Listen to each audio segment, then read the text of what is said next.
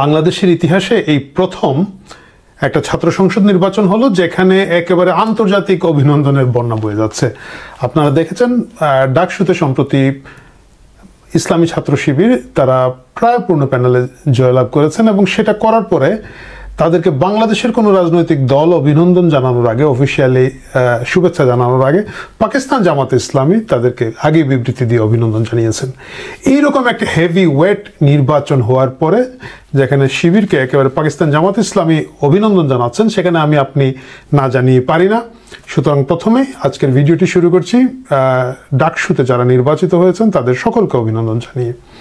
Well played, খুব ভালো করেছেন, ভালো খেলেছেন, সেটা নিয়ে কোনো বক্তব্য নেই। আপনাদের যাত্রা শুভ হোক পাকিস্তান থেকে এবং বাংলাদেশ থেকে, এবং আমি নিজে লন্ডন থেকে আপনাদের সবাই আমরা আপনাদের জন্য দোয়া করছি। গেল মূল কথায় আসি। মূল কথাটা হচ্ছে ডাকসুতে ছাত্র শিবির পূর্ণ প্যানেলে বা প্রায় পূর্ণ প্যানেলে জিতবে এবং ভিপি প্রার্থী তো প্রায় ভূমিদশ বিজয় হয়েছে। তার নিকটতম প্রতিদ্বন্দ্বীর তুলনায় প্রায় 3 গুণ ভোট পেয়ে তিনি জিতেছেন। এই অবস্থাটা আমাদের অনেকের কাছে খুব শোকিং লাগছে, অনেকের কাছে খুব অবাক হওয়ার বিষয় লেগেছে। এবং আমাদের কিছু আদরের লালবদর আছেন, তারা লালবদর আমি বলি না, মানে আপনারা অনেকে বলে থাকেন, আমি তাদেরকে তা বলি না, বাট তারা খুব কান্নাকাটি শুরু করেছেন, আমরা কি সেই বাংলাদেশ চেয়েছিলাম, আমরা কি এই বাংলাদেশ চেয়েছিলাম। এই কারণে আমি ভাবলাম কেন ডাকসুতে ছাত্র শিবির এই পরিমাণ বিজয়ী হলো, যেটা কখনো কল্পনাও করা যেতে পারে না। এমনকি 90 সালে আমার মনে আছে প্রায় সিমিলার ছাত্রছাত্রীর সংখ্যা ছিল, তখন হয়তো কিছু কম ছিল, কিন্তু 90-তে তারা পূর্ণ প্যানেল দিয়ে 1,500-এর কাছাকাছি ভোট পেয়েছিলেন। আপনারা জানেন যে শিবিরের তো তাদের প্রত্যেকটা ভোটই একেবারে গুণা থাকে এবং সেভাবে তারা 1,500 ভোট পেয়েছিলেন। সেই জায়গায় এসে কি এমন ঘটলো যে তারা প্রায় 15,000 ভোট পেয়ে তাদের ভিপি প্রার্থী জিতলেন, সেটা নিয়ে আমরা আজকে আলোচনা করব। প্রথমে আপনারা যারা লালবদর নন লালবদর, মানে যারা শিবিরকে পছন্দ করেন না এবং শিবিরের ক্ষতিকর দিকটার বিষয়ে খুব বেশি অবগত, তারা যারা মন খারাপ করছেন তাদেরকে প্রথমে বলবো যে এটা নিয়ে মন খারাপ করার কিছু নেই, এটা হওয়ারই ছিল।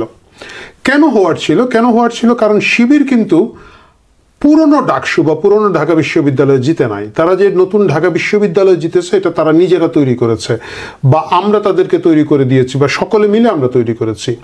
আমি একটা উদাহরণ দিই আপনাদেরকে। উদাহরণটা হচ্ছে কেন আগে এখানে শিবিরের তো জয় জয়কার ছিল না এবং এখন আছে।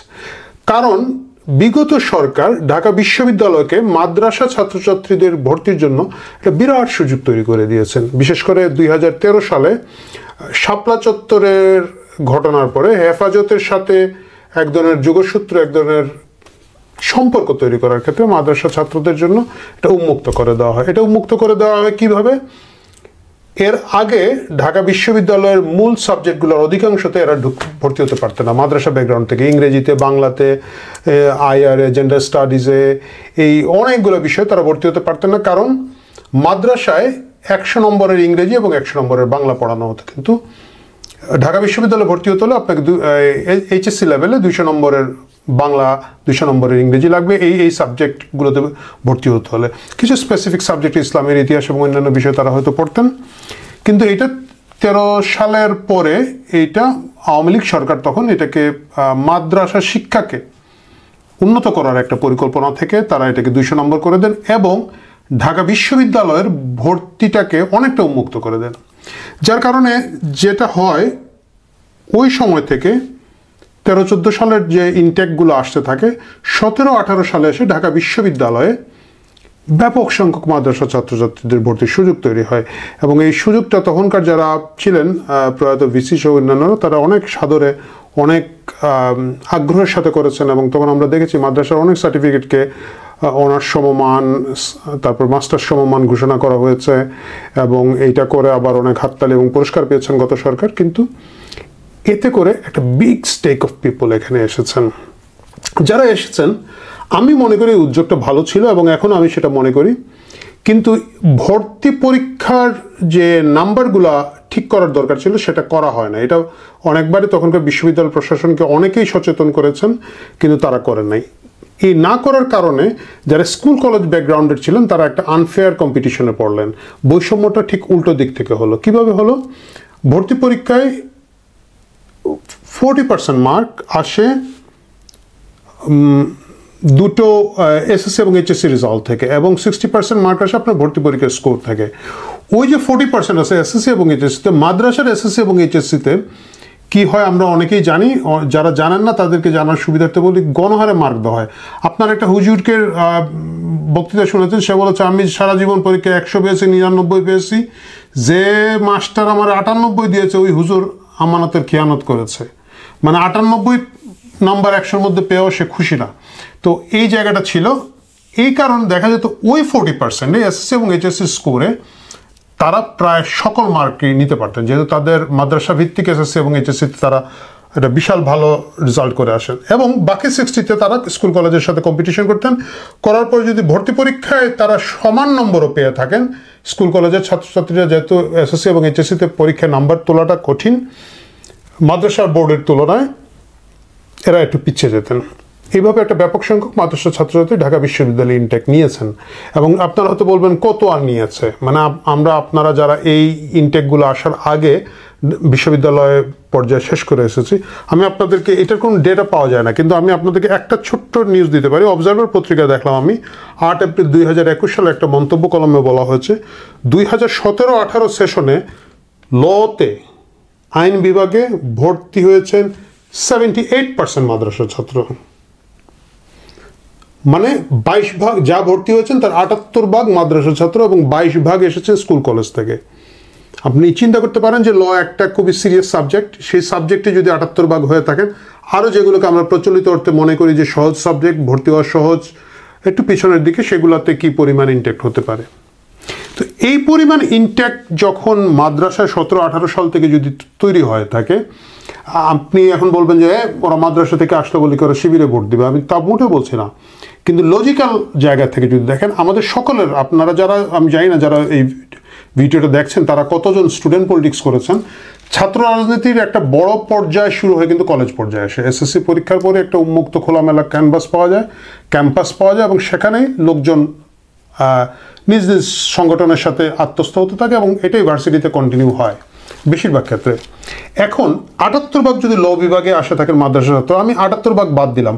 সম্প্রতি নির্বাচনে ভিপির 50%, মোর দেন 50% ভিপির প্রার্থী ছিলেন মাদ্রাসা ব্যাকগ্রাউন্ডের। আমি যদি 50% অ্যাভারেজ, মানে ভিপিরটাই আমি ধরলাম, যেহেতু কোনো ডেটা নাই, মাফ করবেন যদি ভুল হয়ে থাকে, মিনিমাম 50% যদি মাদ্রাসা থেকে এসে থাকেন, তাহলে এই 50%-এর কাছে কিন্তু এর আগে কখনো ছাত্রদল, ছাত্রলীগ, ছাত্র ইউনিয়ন বলুন বা অন্যান্য যে সংগঠনগুলো আছেন তারা পৌঁছাতে পারেন না। কারণ মাদ্রাসার সিস্টেমটা এমন, ওইখানে কিন্তু অন্যান্য রাজনৈতিক দলগুলো, প্রচলিত বাংলাদেশের যে রাজনৈতিক দলগুলো, তাদের ছাত্র সংগঠনও ওইভাবে অপারেট করার সুযোগ নেই। কোনো বাধা আছে তা না, কিন্তু সুযোগ নেই। কারণ হচ্ছে ধরেন একটা আলিয়া মাদ্রাসা, ওই স্যার যারা আছেন, শিক্ষক যারা আছেন, তারা বিভিন্ন ইসলামিক দলের সাথে থাকে, এবং একটা বিগ নাম্বার, বড় সংখ্যক একটা লোকজন কিন্তু জামাতে ইসলামের রাজনীতির সাথে আছেন। তো ওইখানে কোনো স্যার নাই, সিনিয়র ভাই, বড় ভাই, ছোট ভাই নাই, এবং ওইটার একটা ডিফারেন্ট কালচার আছে, খুব ভালো কালচার আছে বড়দেরকে সম্মান করা। তো ওই বড়রাই আবার হয়তো ছাত্র শিবির করেন, জামাত করেন, ওই সার্কেল থেকে আসেন। তারা যে রাজনীতি করেন তা না, কিন্তু তাদের কাছে একমাত্র রাজনৈতিক দল, মেইনস্ট্রিম পলিটিক্যাল পার্টি যেটা এক্সপোজড, সেটা হচ্ছে জামাতে ইসলাম। তো আপনি ঢাকা বিশ্ববিদ্যালয়ে 17-18 সালের পরে যত ছাত্রছাত্রী এনেছেন, এর 50% তাদের ছাত্র জীবনে জামাত ইসলাম এবং ছাত্র শিবির ছাড়া আর কাউকে দেখে নাই। ভালো হোক মন্দ হোক, তারা এই একমাত্র দেখেছে। সো আপনি প্রথমে এই 50%-এর কাছে আপনি 2-3 বছর পিছিয়ে আছেন, কারণ তারা জামাত শিবির, তাদের কাছে হয়তো ক্লাস 6-7-এ ক্লাস রুটিন দিয়ে, আমরা জানি যে ক্লাস 6-এ বোধহয় ক্লাস রুটিন দিয়ে জামাতের রাজনীতি শুরু হয়, তাদের কর্মী হতে হয় ক্লাস 8, ক্লাস 6 থেকে বোধহয় সমর্থক ফর্ম ফিল আপ করা যায়। আপনি তো প্রথমে 50% ভোটার গত কয়েক বছর ধরে ঢাকা বিশ্ববিদ্যালয়ে এনেছেন। এখন আপনারা যারা খুব আফসোস করছেন, এই ঢাকা বিশ্ববিদ্যালয়, এই জেনজি, এই প্রজন্ম, এদের কিন্তু অনেক ধরনের রাজনৈতিক বোঝাপড়ার অভাব আছে। মানে আমার আছে, কিন্তু আপনারা আমার থেকেও মূর্খ। মানে এই জেনজি প্রজন্ম এই বিপ্লব করেছে, ভাই এই জেনজি প্রজন্ম এই বিপ্লব ওইভাবে করে নাই। এই বিপ্লব যেটা গত জুলাই আগস্ট হয়েছে, যেটা মাস্টার স্ট্রোক ছিল, এটা হচ্ছে প্রাইভেট বিশ্ববিদ্যালয় থেকে, মিডল ক্লাস, মধ্যবিত্ত শ্রেণী থেকে। ঢাকা বিশ্ববিদ্যালয়ে কেউ মারাও যায় না। ঢাকা বিশ্ববিদ্যালয়ে ওই যে কয়েকজন ফিগার, এবার তো আপনারা দেখেছেন, কি যেন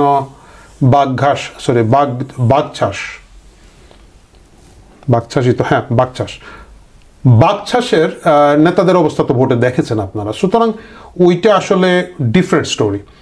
তো ওইভাবে ঢাকা বিশ্ববিদ্যালয় আসলে ওই বিপ্লব বলুন আর ওই জায়গাটা বলুন যে মাস পিপুল এসেছে, এর একটা বড় সংখ্যক লোকজন তাৎক্ষণিক প্রতিক্রিয়া দেখিয়ে এসেছেন। তাদের রাজনৈতিক জায়গা থেকে আপনারা যেভাবে আফসোস করছেন সেটা আফসোস করার জায়গা নয়। সো এটা হচ্ছে প্রথম কথা। এবং দ্বিতীয় কথা হচ্ছে তাহলে বাকি যে 50% ভোটার যারা স্কুল কলেজ থেকে এসেছেন এবং মাদ্রাসায় এসেছেন, আমি মিশিয়ে 100 ভাগের কথাই যদি বলি, তো বাকি 50% যারা মাদ্রাসায় নাই ভাই, তাদের অবস্থা কি? তারা কেন জামাত শিবিরের সাথে গেলেন? আপনাকে বুঝতে হবে যে ঢাকা বিশ্ববিদ্যালয়ের এই ডেমোগ্রাফিটাও কিন্তু গত অনেকগুলো বছর ধরে পরিবর্তন হয়েছে। কিভাবে পরিবর্তন হয়েছে? যখন বাংলাদেশের প্রাইভেট বিশ্ববিদ্যালয়গুলো তৈরি হলো, প্রথমে এখানে শুধুমাত্র উচ্চ মধ্যবিত্তরা যেতেন। উচ্চ মধ্যবিত্তরা যাওয়ার পরে একটা সময় মধ্যবিত্তরা যাওয়া শুরু করলেন। অনেকগুলো বিশ্ববিদ্যালয় আসলো, খরচ কমে আসলো। কিন্তু আমরা যেন একেবারে প্রথম দিকে দেখেছি নর্থ সাউথ ইউনিভার্সিটি চালু হয়েছে, হয়তো আরও 2-1টা বিশ্ববিদ্যালয়, আমার নাম মনে নাই, অনেক বছর আগে শুরু হয়েছে নর্থ সাউথ। তখন কিন্তু একেবারে স্ক্রিম, যারা হয়তো দেশের বাইরে পড়তে যেতেন, ভারতে বা আশেপাশের দেশে যেত, তারা এগুলোতে বেশি ভর্তি হতেন। তারপরে অনেক বিশ্ববিদ্যালয় বাড়লো। বনানীতে তো এখন মনে করেন যে আমি কয়েক বছর আগে দেখেছি যে ফ্লোরে ফ্লোরে বিশ্ববিদ্যালয় ছিল, এক একটা ফ্লোরে এক একটা বিশ্ববিদ্যালয়। সো এই জায়গায় এসে কিন্তু মধ্যবিত্ত এবং বাইরের মধ্যবিত্তরা এখানে আসা শুরু করলেন। যখন এই মধ্যবিত্ত এবং উচ্চ মধ্যবিত্তরা এখানে আসা শুরু করলেন, ঢাকা বিশ্ববিদ্যালয়ের যাওয়ার যে মধ্যবিত্তের যে প্রবণতাটা ছিল এটা কমে আসলো। আমি খুব ফ্র্যাঙ্কলি বলি, যেমন আমার ফ্যামিলির কথা যদি বলি, আমার ছোট ভাই যখন এইচএসসি পাস করলো, উই নেভার থট অ্যাবাউট যে তাকে কোনো একটা পাবলিক বিশ্ববিদ্যালয়ে ভর্তি পরীক্ষা দিক। তাকে বলাই হয়েছে ঠিক আছে গুড, তুমি তখন কম্পিউটার সায়েন্স পড়ার খুব একটা জোশ, হ্যাঁ তুমি কম্পিউটার সায়েন্স পড়ো, নর্থ সাউথে চলে যাও, নর্থ সাউথ থেকে ভর্তি পরীক্ষা দাও। ভর্তি ওইখানে কীভাবে ভর্তি কোচিং করতে ওইটা খবর না। উই নেভার থট, কারণ ও বুয়েটে যাওয়ার মতো ওর রেজাল্ট ছিল না, সেটা পারতো না, বাট পাবলিক বিশ্ববিদ্যালয়তে যেতে পারতো, কিন্তু আমরা ওইটাতে নেই। এবং ওইটাই হচ্ছিল যখন কালচারাল গ্রুম যে মিডল ক্লাস ছিল, মধ্যবিত্ত ছাড়া, যারা ধরেন একটু ছায়ানট, একটু টিএসসি থেকে কবিতা শুনে, একটু বই মেলায় গিয়ে দুটো ভালো বই কিনে, গল্পের বইয়ের বাইরে, প্রেমের বইয়ের বাইরেও দুটো ভালো বই কেনার চেষ্টা করে, এই যে সাংস্কৃতিকভাবে গ্রুমড হওয়া, তৈরি হওয়া একটা মধ্যবিত্ত ঢাকা বিশ্ববিদ্যালয়ের আগে বছরের পর বছর রাজত্ব করেছে, তারা কিন্তু ওইখানে আর গত কয়েক জেনারেশন ধরে যাচ্ছে না, বা গত কয়েক বছর ধরে 10, 15, 20 বছর ধরে যাচ্ছে না। তারা প্রাইভেট বিশ্ববিদ্যালয়ে চলে এসেছেন। ইভেন প্রাইভেট বিশ্ববিদ্যালয়ে নিম্ন মধ্যবিত্ত থেকে আসছেন। আপনারা দেখেছেন যে কিছুদিন আগে ওই যে একজন চাঁদাবাজি করতে ধরা খেলো, যে আমাদের এনসিপির একটা নেতা, যে বললো যে সজীব ভুইয়া গিয়ার, আমি ওর নামটা মনে নাই, যাই হোক, সজীব ভুইয়া গিয়ে মোটরসাইকেলে রাতের বেলা তাকে দিয়ে চাঁদা বলেছিল, এমপি শাম্মীর বাসায় গিয়ে যিনি ধরা গেলেন। আপনি তার গ্রামের বাড়ির ছবিটা দেখেছেন, নিম্ন মধ্যবিত্ত, একেবারেই নিম্ন মধ্যবিত্ত শ্রেণীর জায়গা থেকেই বলা যেতে পারে। সেও কিন্তু একটা প্রাইভেট বিশ্ববিদ্যালয়ে এসেছে, মানে যেভাবে ওনারা ম্যানেজ করেছেন। তাহলে ঢাকা বিশ্ববিদ্যালয়ে তারা যাচ্ছেন, তাদের একটা বড় সংখ্যক লোক একেবারে আর্থসামাজিকভাবে অনেক বেশি ভালনারেবল। ওই জায়গাটা তাদের পক্ষে প্রাইভেট বিশ্ববিদ্যালয়গুলো অ্যাফোর্ড করা সম্ভব হচ্ছে না, তাদের একটা বড় অংশ সেখানে যাচ্ছেন।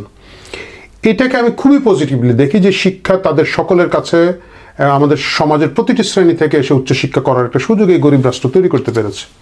মুশকিল হচ্ছে ওইখানে ওনারা যারা যাচ্ছেন তাদের ভালনারেবিলিটি অনেক বেশি, তাদের লাইফের স্ট্রাগল অনেক বেশি, তাদের সংগ্রাম অনেক বেশি। তাকে আপনি অনেক কি বলা যায়, হাই থট কথাবার্তা দিয়ে খুব বেশি চালু করতে পারবেন না। আমাদের সময় কি ছিল, খাওয়া দাওয়ার চিন্তা কম আছে ভাই, বাড়ি ঘরের মধ্যে আছে, একটা গিটার নিয়ে গেছে, ডং ডাং করছে, আড্ডা মাড্ডা মারছে, কীভাবে যে ফার্স্ট ইয়ার সেকেন্ড ইয়ার গেছে পরিষ্কার করে কিন্তু আমাদের জেনারেশনের অধিকাংশ লোকজন বলতেই পারবে না।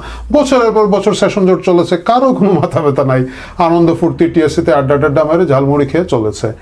এখনকার যারা যাচ্ছেন, যারা বিশেষ করে ঢাকার বাইরে থেকে আসে একটা বিরাট সংখ্যক লোক, আপনারা জানেন যে আবাসিক ভোটারই বেশি এখন এই মুহূর্তে, ভোটার খুব সম্ভবত আবাসিক বেশ বেশি। তো ভুল হলে মাফ করবেন, আমার কাছে ডেটাগুলো আসলেও এত নাই, এটা অবজারভেশন থেকে বলা।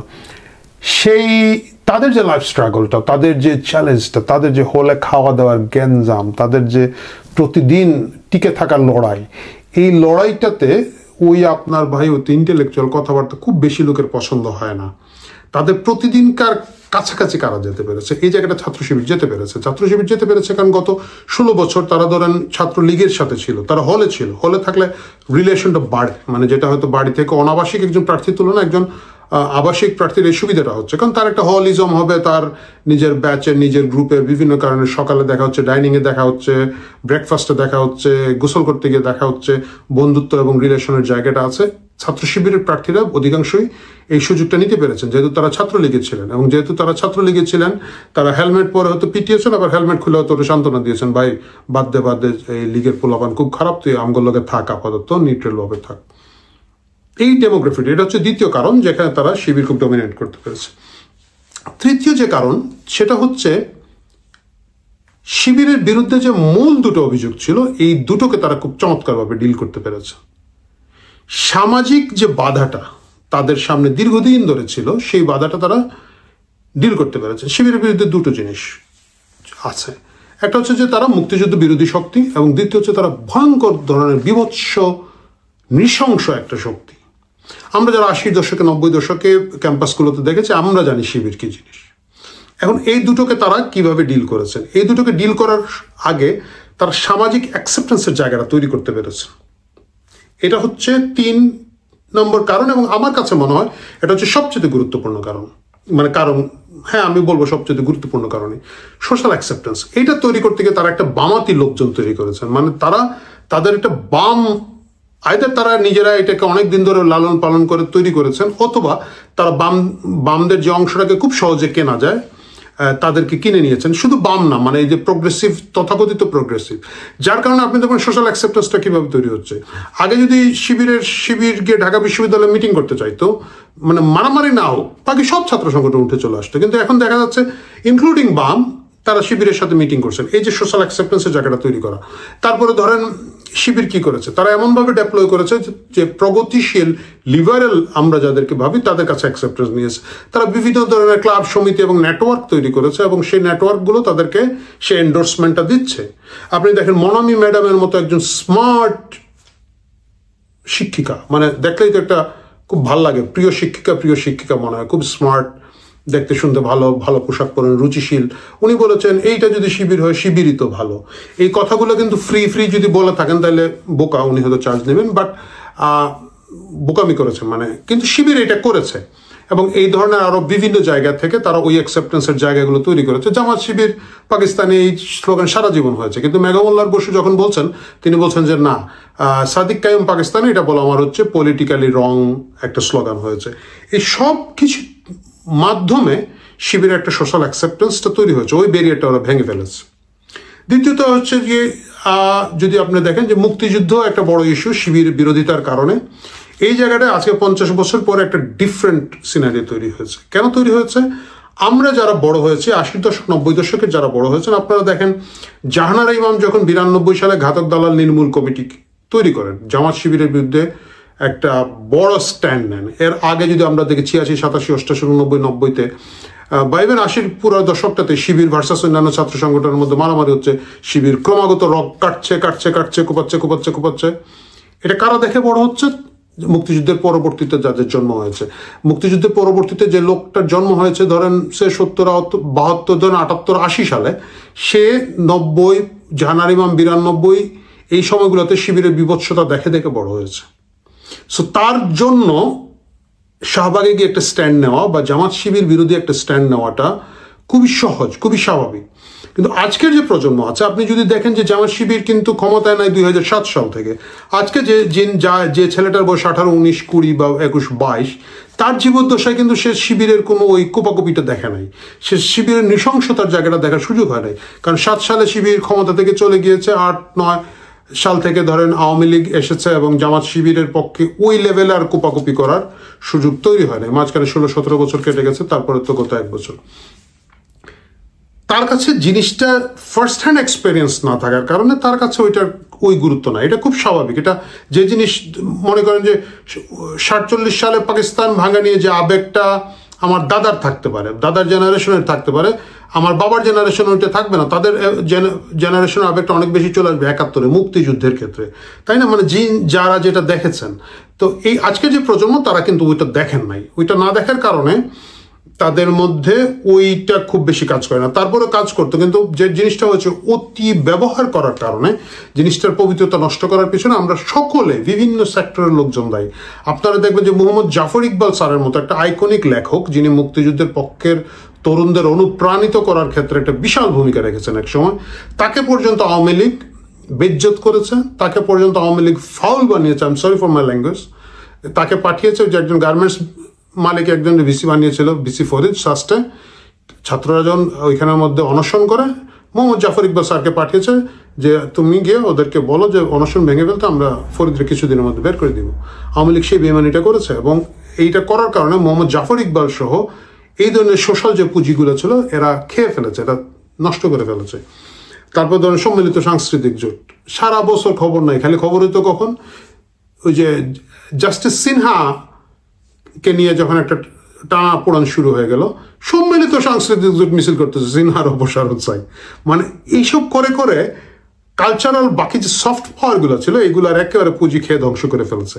যার কারণে মুক্তিযুদ্ধের ওই স্পিরিটটা এই প্রজন্মের কাছে, যেহেতু এই জেনারেশনও চেঞ্জ হয়েছে, 52 বছর চলে গেছে, ওইভাবে কাজ করবে না। এইটা 52-53 বছর পর এটা এইভাবে কাজ করবে না।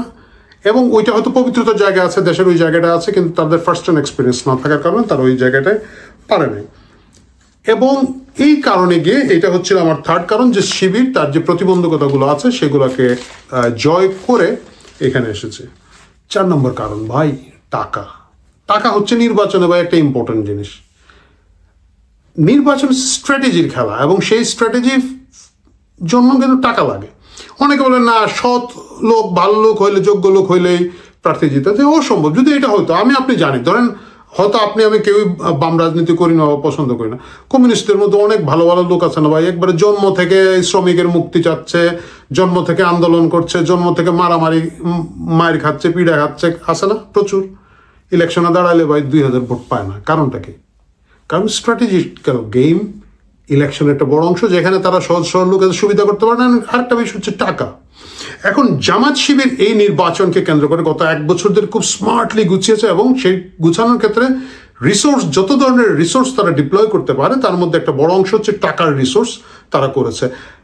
1 মাস ব্যাপী তারা ঢাকা বিশ্ববিদ্যালয়ে গণহারে ইফতার খাইয়েছে। আমি শুনেছি, মানে ওদেরই কোন একজন নেতা যেন ইন্টারভিউতে বলেছিল যে ডেইলি প্রায় কয়েক লক্ষ টাকার ইফতার খাইয়েছেন, মানে প্রায় ধরেন 1 কোটি টাকা তারা একটা রমজানে খরচ করেছে। ফাইন ভাই, আমি তো কোনো রাজনীতিতে না, আমি একটা সাধারণ লোক। আমি যদি একটা ইফতার পাই, থ্যাংক ইউ ভেরি মাচ। আমি 1 মাস একজনের খাইলে তো আমি তারা ভোট দিব না কেন? তারপরে ধরেন এটা শুধু না, তারা ঈদের সময় মেজবান করেছে, সেহরি পার্টি করেছে।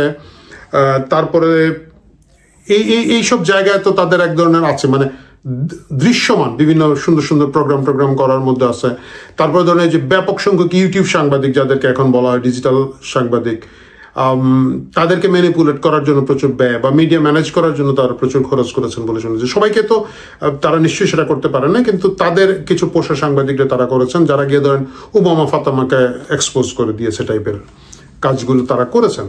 তো ইট ওয়াজ ভেরি ওয়েল ম্যানেজড, এবং এই ওয়েল ম্যানেজড ইলেকশনে যারা যেখানে যেভাবে খুশি করার প্রয়োজন সেটা জামাত শিবির করেছে। এটা হচ্ছে অনেকে বলছেন তারা কোটি কোটি টাকা খরচ করেছে। আমি বলবো যদি করে থাকে খুব ভালো করেছে, খুব ভালো করেছে। কারণ এই নির্বাচন ডাকসু জেতাটা তাদের জন্য বিশাল ব্যাপার, এবং এটা অর্থমূল্য দিয়ে বোঝা যাবে না। আমরা আগামীতে এটা নিয়ে হয়তো আরো আলাপ করবো। আজকের আলোচনা অনেক বড় হয়ে গেছে, আমি জানি যে অধিকাংশ দর্শক হয়তো ইতিমধ্যে চলে গিয়েছেন, বাট আমাকে এই কথাগুলো রেকর্ডে রাখতেই হচ্ছে। 5 নম্বর যে কারণটা হচ্ছে তাদের এই জেতার পেছনে, তারা হচ্ছে এন্টি জামাত শিবির যে ভোটগুলো আছে এগুলোকে এক হতে দেয় নাই। এটা কিন্তু 90 দশকে হয়েছিল। 90 দশকে ধরেন একমাত্র জায়গা ছিল চাকসু, যেখানে শিবিরের একটা বিশাল দুর্গ, কোনোভাবে আঘাত হানা যায় না।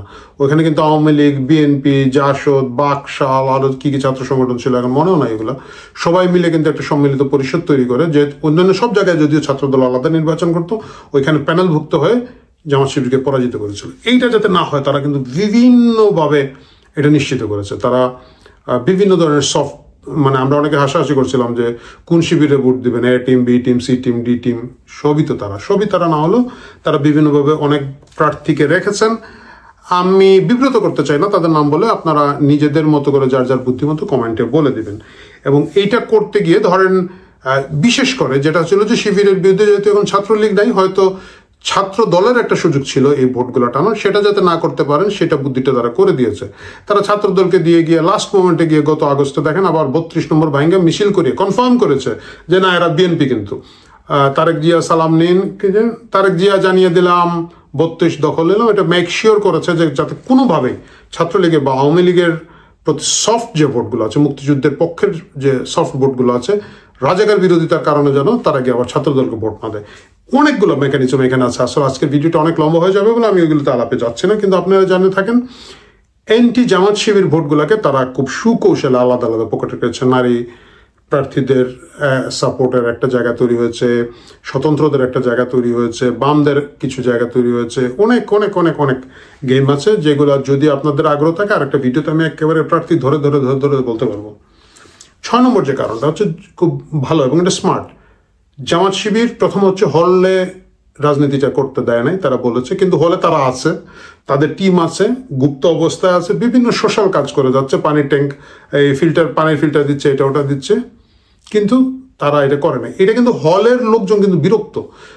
বিগত সময়কার এই যে কালচার যেটা ছিল আমাদের গেস্ট রুম, গণরুমের কালচার, এটা এই পেইন তারা নিতে চায় না। এইখানে ছাত্রদল যে স্ট্র্যাটেজিক্যাল ভুলটা ছিল যে তারা গিয়ে ওইখানে কমিটি দিয়েছেন, আমি জানি না হয়তো এটা জামাত শিবিরেরই কারো বুদ্ধিতে তারা দিয়েছেন, এবং শিবিরটা ঠিক পুরো উল্টোটা করেছে। না ভাই, আমরা ওইখানে হলে রাজনীতি করবো না, হলে পানি খাবা আর শিশু করবা এসা, সরি শিশু না, রাজনীতি করবা, পানি খেয়ে রাজনীতি করবা এসে মেন ক্যাম্পাসে।